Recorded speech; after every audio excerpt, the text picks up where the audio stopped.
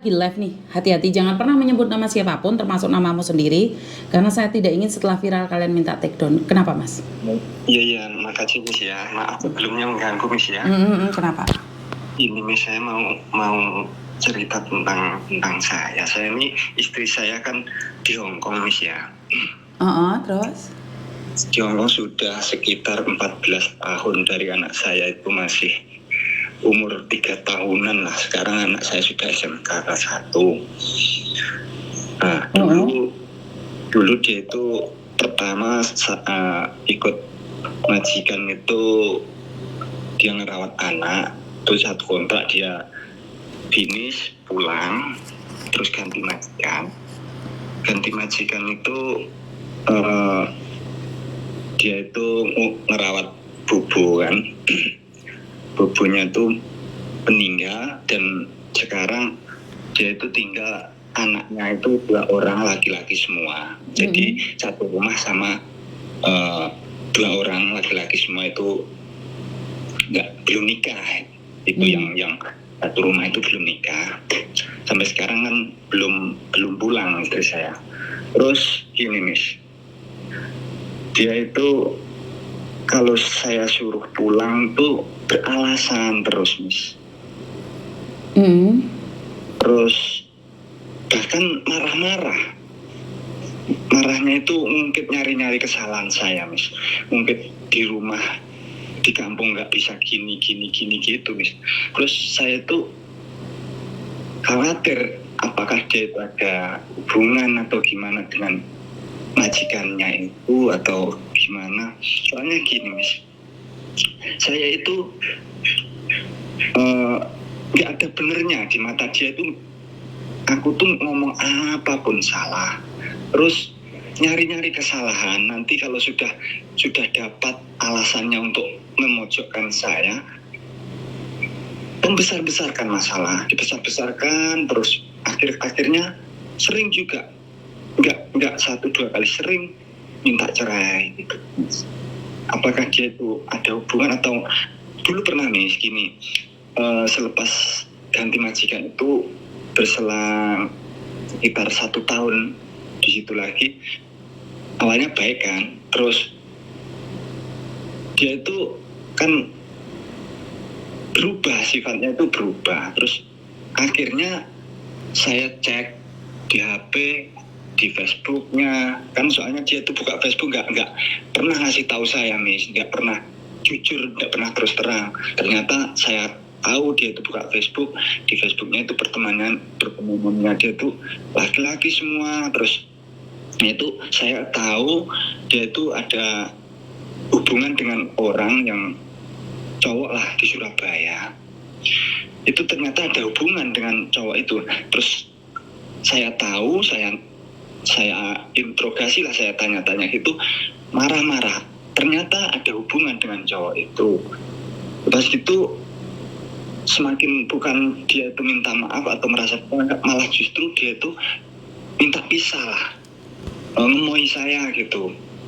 Ternyata dia itu ada hubungan dengan cowok. Terus 3 bulan itu benar-benar sudah tidak mau lagi dengan saya. Malah kalau saya hubungin tidak mau, pun tidak mau ngangkat, saya WA nggak mau bales. Intinya minta cerai lah gitu. Tapi saya biarkan terus selama 3 bulan itu benar-benar tidak bisa saya hubungi. Akhirnya melalui adik saya suruh saya nasihatin lah. Terus akhirnya selama 3 bulan baru mau saya hubungi. Akhirnya terus kembali lagi ke saya Miss. Dia itu terus dengan cowoknya itu. Terus itu 2 kontrak di situ baru mau pulang itu ya di rumah 3 minggu Miss. 3 minggu itu di rumah itu kayak nggak gimana ya, kayak nggak kerasan gitu Miss. Terus tapi sebetulnya hubungan pulih lagi, baik lagi, tapi kayaknya pulangnya itu kayak cuman sekedar gitu loh Miss, nggak untuk anak suami dengan anak gitu. Istilahnya cuman sekedar pulang, terus pas gitu yang dipikirin tuh kembali ke Hong Kong gitu, sampai terus akhirnya selesai cuti, pulang lagi ke Hong Kong. Di sana 1 kontrak, pulang lagi, terus kembali ke situ lagi sampai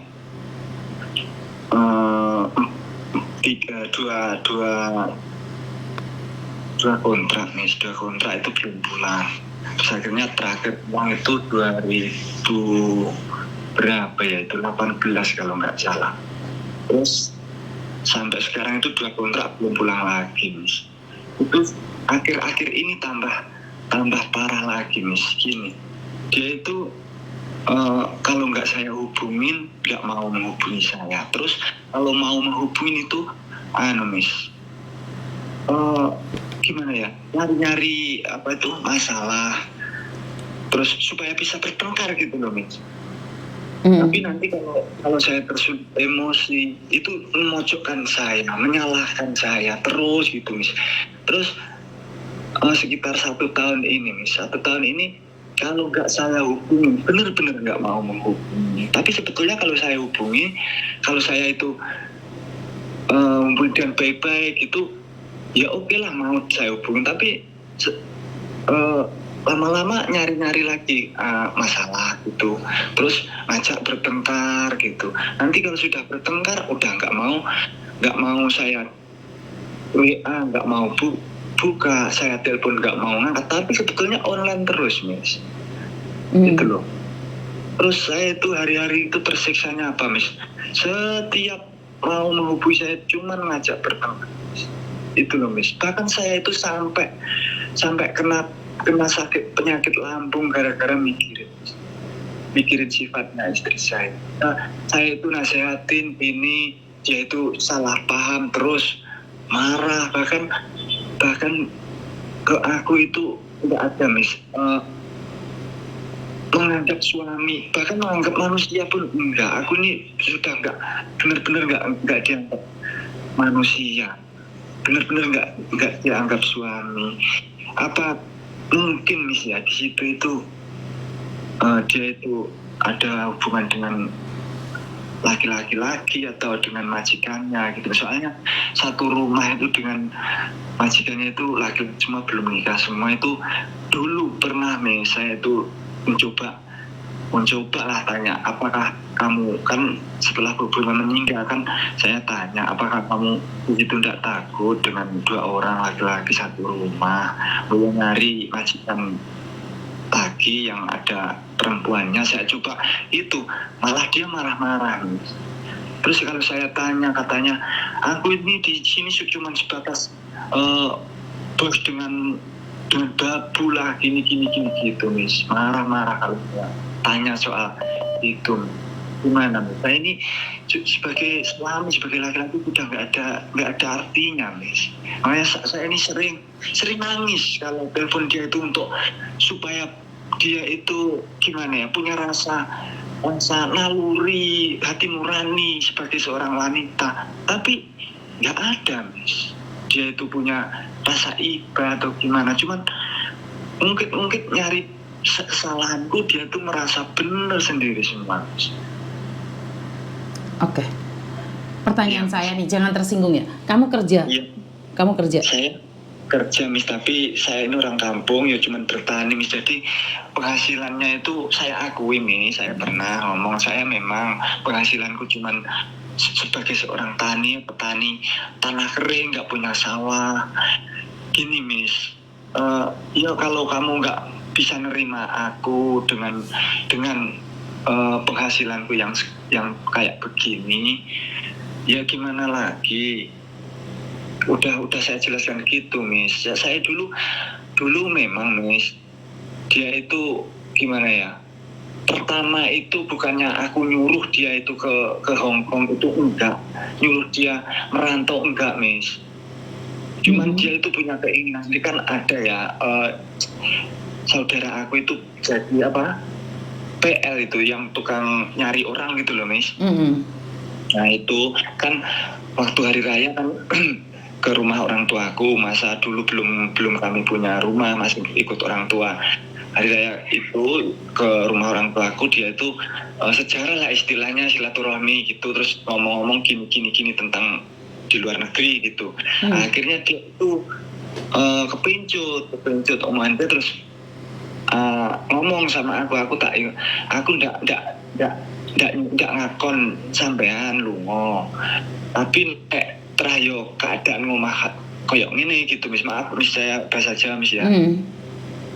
Terayo koyok ngene aku ndak ngakon dek, tapi nek sampean itu keinginan ngono, piye meneh aku orang gondeli, sing penting intine aku ndak ngakon, aku yo orang gondeli, cuman tak jaluk sing penting sampean nang kono bener-bener kerja, bener-bener eling anak bojo ndak neko-neko. Itu mis, ya dia iya aku pengen rupa nasib, pengen kayak bature gini gitu mis. Dapat majikan yang itu yang pertama, dia 2 kontrak kan ngerawat anak, dia nggak tahan, akhirnya finish pulang cuti, terus itu ganti majikan mis.